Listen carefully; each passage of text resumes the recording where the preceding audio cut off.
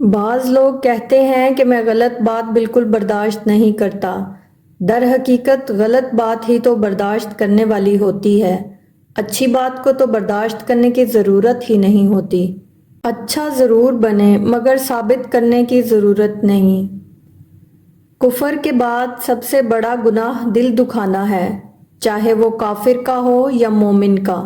خواجہ حسن بصری رضی اللہ تعالیٰ عنہ نے فرمایا، بھیڑ بکریاں انسانوں سے زیادہ باخبر ہوتی ہیں، کیونکہ چرواہے کی ایک آواز پر چرنا چھوڑ دیتی ہیں اور انسان اپنی خواہش کی خاطر احکام الہی کی بھی پرواہ نہیں کرتا۔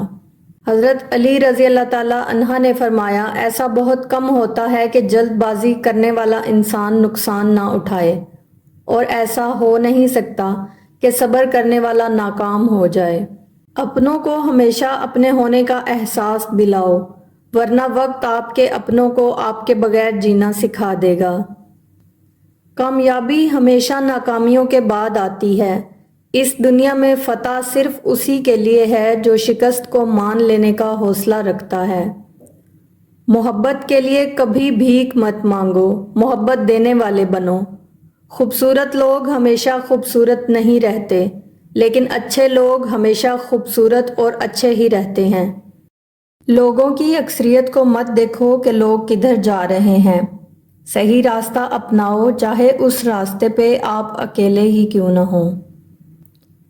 کسی انسان کو اس کے انتہائی کمزور پہلو سے مت توڑیں، آپ صلاحیت کے چاہے جس درجے پہ بھی ہوں، مکافات عمل اٹل ہے۔ مایوس مت ہوں کیونکہ زندگی کہیں سے بھی شروع ہو سکتی ہے۔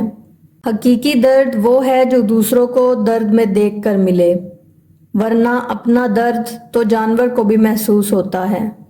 موت انسان کو ضرور مار دیتی ہے، مگر اچھے اخلاق والے ہمیشہ زندہ رہتے ہیں، دلوں میں، لفظوں میں اور دعاؤں میں۔ اخلاق کا اچھا ہونا خدا سے محبت کی دلیل ہے۔